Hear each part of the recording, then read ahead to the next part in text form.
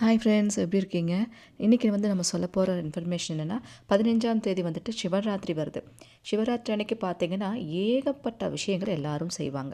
அந்த ராத்திரி கண்ணு முழிச்சு செய்கிறதாகட்டும், இல்லை சிவன் ராத்திரி அன்னைக்கு கண்ணு முழிக்காமல் கோயிலுக்கு போகிறவங்களாகட்டும், கண்டிப்பாக இந்த விஷயத்த செய்யுங்க அப்படிங்கிற மாதிரி ஒரு சூப்பரான ஒரு விஷயத்த சித்தர்கள் சொல்லி வச்சுருக்காங்க.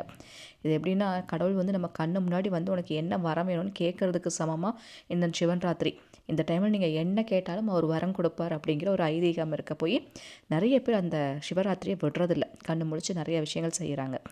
நான் சொல்கிற இந்த விஷயத்தையும் கண்டிப்பாக ஃபாலோ பண்ணுங்கள். இது சூப்பர் பவராக ஒர்க் அவுட் ஆகும். சின்ன விஷயந்தான், பட் இது எளிமையாக நீங்கள் செய்யலாம்.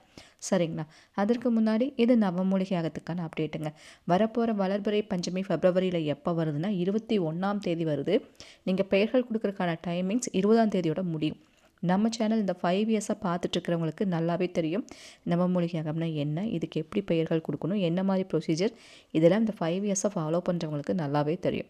சப்போஸ் இந்த வீடியோ நீங்கள் பார்க்குறவங்க, நான் இந்த வீடியோவுக்கு புதுசு, எனக்கு இதை பற்றிலாம் எதுவுமே தெரியாது, பட் நானும் பெயர்கள் கொடுக்கணும், இல்லைன்னா இது என்னென்னு தெரிஞ்சுக்கணும் அப்படின்னு நினைக்கிறவங்க, இந்த வீடியோலேயே உங்களுக்கு வாட்ஸ்அப் நம்பர் நம்ம கொடுத்துருக்கோம். அந்த நம்பரில் நவமூலிகை அப்படிங்கிறத நீங்கள் டைப் பண்ணி அனுப்பிவிட்டாலே போதும். இதை பற்றின தெளிவான இன்ஃபர்மேஷனுங்கிறத நீங்கள் தெரிஞ்சுக்கலாம். ஃபஸ்ட்டு இது என்ன ஏதுங்கிறது தெரிஞ்சுக்கோங்க, புரிஞ்சுக்கோங்க. தேவைப்படும் பட்சத்தில் உங்கள் பெயர்கள் வேணாலும் நீங்கள் கொடுக்கலாம். பேர் கொடுக்குறவங்க அவசியம் எந்த ஊரில் இருக்கீங்களோ அந்த ஊர் பேர் போட்டு கண்டிப்பாக கொடுக்கணும். இன்றைக்கி கூட ஒரு சகோதரி அவங்களோட ஒரு சக்ஸஸ் ஸ்டோரி சொல்லியிருக்காங்க. என்ன சொல்கிறாங்க அப்படிங்கிறத கேட்டுட்டு, நான் சொன்னேன் இல்லையா, சிவன் ராத்திரியில் செய்ய வேண்டிய எளிமையான ஒரு பவர்ஃபுல்லான ஒரு விஷயம் என்னென்னு, இது மட்டும் நீங்கள் செஞ்சாலே நீங்கள் கேட்குற விஷயம் நடக்குன்ற மாதிரி இருக்குது. என்னங்கிறதையும் பார்த்துடலாங்க. சிஸ்டர் ராஜி, நான் எங்கள் ஹஸ்பண்டுக்காக நடக்கணும்னுட்டு கொடுத்துட்ருந்தேன் நவமூலிகை யாகத்துக்கு. அவருக்கு கிட்னி ப்ராப்ளமும் இருக்குது, 2 கால் ஃப்ராக்சர் ஆனதுனால 4-5 மாதம் பெட்லேயே இருந்தார். இப்போ அவர் நடக்க ஆரம்பிச்சிட்டாரு வராகியோட தயவால். இவங்க எல்லாருக்கும் சொல்லணும்னுட்டு எனக்கு ஆசை. அவர் இது கேட்டுருக்கிற இது பண்ணுறவங்களுக்கு இது அடையிற எல்லாருக்குமே எல்லா நன்மைகளும் வரணும்னு நான் வேண்டிக்கிறேன். உங்களுக்கும் சித்தர் ஐயாவுக்கும் என்னுடைய மனமார்ந்த நன்றிகள் ராஜி சிஸ்டர். தேங்க்யூ. நன்றிம்மா. எனக்குமே ரொம்ப சந்தோஷமாக இருக்குது. இவங்க அவங்க ஹஸ்பண்டுக்கு சொல்லியிருப்பாங்க. அவங்க எந்திரிச்சு கூட நடக்க முடியாத ஒரு சிச்சுவேஷனில் இருந்தார். இப்போ எந்திரிச்சு நடக்க ஆரம்பிச்சிட்டார். இது மாதிரி நிறைய மிராக்கிள்ஸ் நம்ம நவமூலிகை மூலமாக இந்த பஞ்சமியில் தொடர்ந்து அந்த மிராக்கிள் நடந்துகிட்டே இருக்குங்க. ஸோ எல்லாருக்கும் இது போய் சேரணும். வராகி மேலே நீங்கள் வச்ச நம்பிக்கைக்கு கிடைச்ச ஒரு மிகப்பெரிய ஒரு வெற்றின்னு தான் சொல்லணும். எல்லாருக்கும் இது போய் சேரட்டும். இவங்க ஹஸ்பண்டுக்காக வேண்டி எல்லாரும் பிரார்த்தனை பண்ணிக்கோங்க. அவர் இன்னும் ஆரோக்கியமாக நல்லபடியாக வரணும். அதுக்காக வேண்டி பிரார்த்தனை பண்ணிக்கோங்க. வராகமூர்த்தி சித்தரையாக்கு நன்றி சொல்லுங்கள். வராகி அன்னைக்கு நன்றிகளை சொல்லுங்கம்மா, அது போதும். இப்போ இன்றைக்கி நம்ம சொல்ல போகிற ஒரு விஷயம், சிவன் ராத்திரி அன்னைக்கு என்ன பண்ணுவாங்க, பொதுவாக என்ன பண்ணுவாங்கன்னு உங்களுக்கே நல்லா தெரியும். கண்ணு முழிக்கிறவங்க கண்ணு முழிப்பாங்க. கண்ணெல்லாம் முடிச்சு விடியெல்லாம் என்னால் இருக்க முடியாதுன்னு நினைக்கிறவங்க அன்னத்தன்னைக்கு போய் சிவனை கும்பிட்டு வந்துடுவாங்க. போய் அவரை பார்த்துட்டு வந்தாலே போதும் இன்றைக்கி நாளில். இந்த மாதிரியெல்லாம் செய்கிறவங்க இருப்பாங்க. நம்ம சேனலுக்கு நீங்கள் புதுசாக இருந்தால் மறக்காமல் சப்ஸ்கிரைப் பண்ணி வச்சுக்கோங்க. அப்போ தான் இது மாதிரி பதிவெல்லாம் உங்களுக்கு நோட்டிஃபிகேஷனாக வரும். இந்த பதிவு யூஸ்ஃபுல்லாக இருந்தால் மட்டும் ஒரு லைக் கொடுங்க. இந்த வீடியோ பார்க்குறவங்க, நீங்கள் சிவன் ராத்திரிக்கு கண்ணு முழிக்க போகிறீங்க அப்படின்னா நீங்களும் இந்த விஷயத்த செய்யலாம். கண்ணெல்லாம் நான் முழிக்க மாட்டேன், போய் அவரை பார்த்துட்டு மட்டும் வந்துடுவேன் அப்படின்னு நினச்சா நீங்களும் இந்த விஷயத்த செய்யலாம். 2 பேருமே இந்த விஷயத்த செய்ய முடியும். ஒன்றுமே இல்லைங்க, சிவன் கோவிலில் சிவனோட கொடிமரம் உங்களுக்கு நல்லா தெரியும். சிவன் கோவிலில் எல்லா கோவில்லையுமே இருக்கும், பொதுவாக எல்லா கோவில்லையுமே இருக்கும். இந்த கொடிமரம் எல்லா கோவில்லையும் இருக்கும். கொடிமரத்தை சுற்றி வர்றது நல்லது, கொடிமர தரிசனம் பண்ணுறது நல்லதுங்கிறது எல்லாத்துக்குமே தெரிஞ்ச ஒரு விஷயந்தான். அந்த இடத்துல ஒரு பவர்ஃபுல்லான ஒரு வைப்ரேஷன் இருக்கும் அப்படின்னு சொல்லுவாங்க. ஆனால் சித்தர்கள் என்ன சொல்கிறாங்கன்னா, மற்ற நாட்களையெல்லாம் விட இந்த சிவன் ராத்திரிக்கு ஒரு பவர் இருக்காமாங்க. சிவன் கோவில் எங்கே இருக்கோ அந்த கோவிலில் கொடிமரம் இருக்குன்னா அந்த கோவிலுக்கு அன்னத்தன்னைக்கு போகிறவங்க கொடுத்து வச்சவங்க அப்படின்னு சொல்கிறாங்க. அந்த கொடிமரத்துக்கு கீழே சிவன் ராத்திரி அன்னைக்கு நீங்கள் நின்று ஒரே ஒரு வார்த்தை இருக்குது. இப்போ பிக்சரில் உங்களுக்கு காமிக்கிறேன் பாருங்கள். இந்த வார்த்தை, சிவ சிவ என்ன சிவகதி தானே. மறுபடியும் வேணால் சொல்கிறேன், சிவ சிவ என்ன சிவகதி தானே. இந்த வார்த்தையை யார் சொல்லி அந்த கொடிமரத்துக்கிட்ட கீழே நின்று எதை நினச்சி கேட்டாலும் அப்படியே நடக்குமா. இதை எப்படி செய்யணும்னா, அந்த கொடிமரம் இருக்கு இல்லைங்களா, அந்த கொடிமரத்துக்கிட்ட கும்புறக்கு முன்னாடி அந்த கோயிலை ஒரு 3 வாட்டி வலம் வரணும். முதல் தடவை நீங்கள் வலம் வந்துட்டு கொடிமரத்துக்கு கீழே நின்று இந்த மந்திரத்தை ஒரு 11 முறை சொல்லணும். மறுபடியும் போய் அந்த கோயில் முழுக்க சுற்றிட்டு வந்துட்டு 2வது தடவையும் கொடிமரத்துக்கிட்ட நின்று மறுபடியும் ஒரு 11 முறை சொல்லணும். புரிஞ்சுதுங்களா? அப்போது 3ஆவது தடவையும் அந்த கோயிலை ஒரு முறை ஃபுல்லாக வலம் வந்துட்டு வந்து கொடிமரத்துக்கு கீழே நின்று மறுபடியும் ஒரு 11 முறை சொல்லணும்.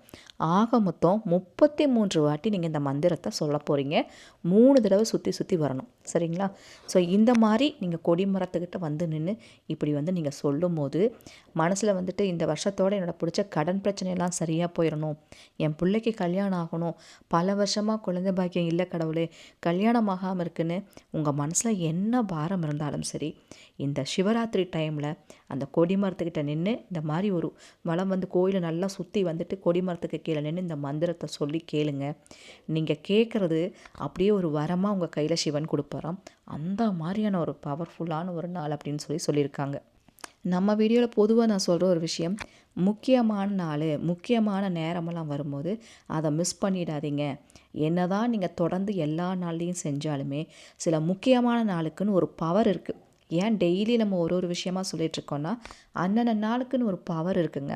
இந்த நேரத்தில் எது செஞ்சால் பழிக்கும், அந்த நேரத்தில் அது செஞ்சால் பழிக்கும்னு அதனால தான் சித்தர்கள் ஏகப்பட்ட குறிப்புகளை வந்து நமக்கு கொடுத்துருக்காங்க. சரியான நேரத்தில் சரியான விஷயத்த செய்யும் போது டக்குன்னு அது நமக்கு நடந்துருவாமாங்க. அந்த மாதிரி ஒரு பவர் காமிக்கும். ஸோ கொடிமரம் எல்லா கோயிலும் இருக்கும். சிவன் கோவிலுக்கு கண்டிப்பாக சிவன் ராத்திரி அன்னைக்கு போகிறவங்க அவசியம் இந்த விஷயத்த செய்யுங்க. விரதம் இருக்கிறவங்களாக இருந்தாலும் இதை செய்யலாம். நார்மலாக போகிறவங்களாக இருந்தாலும் இந்த விஷயத்த செய்யலாம்.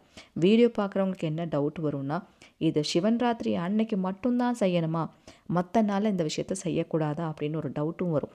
எல்லா நாட்களும் நீங்கள் செய்யலாம். ஆனால் சிவன் ராத்திரிங்கிறது அது அவருக்காக வேண்டிய கொடுக்கப்பட்ட ஒரு நாள். அவருக்காக நம்ம கொஞ்சம் டைம் ஸ்பெண்ட் பண்ண போகிறோம். சரிங்களா? ஸோ ஒரு தெய்வங்களுக்குன்னு ஒரு நாள், ஒரு கிழமை, ஒரு நேரம்னு கொடுத்துருக்காங்க இல்லையா? அந்த டைமில் நம்ம அவங்கக்கிட்ட கேட்கும்போது ஈஸியாக நம்ம கேட்குற விஷயத்த அடைய முடியும் அப்படிங்கிற ஒரு ஐதீகம் இருக்குது. தைப்பூசத்தன்னைக்கு முருகனை பார்க்க போய் அங்கே போய் நம்ம கேட்குறது இல்லையா? அதே போல் தான் சிவன் ராத்திரியும். ஸோ மற்ற நாட்களை விட இந்த நாளுக்கு பவர் அதிகம். அதனால தான் இந்த டைமில் கேளுங்க அப்படின்னு வந்து நம்ம சொல்கிறது. மற்ற நாட்களில் இதை நீங்கள் கேட்கலாம், செய்யலாம், பவர் இருக்குது.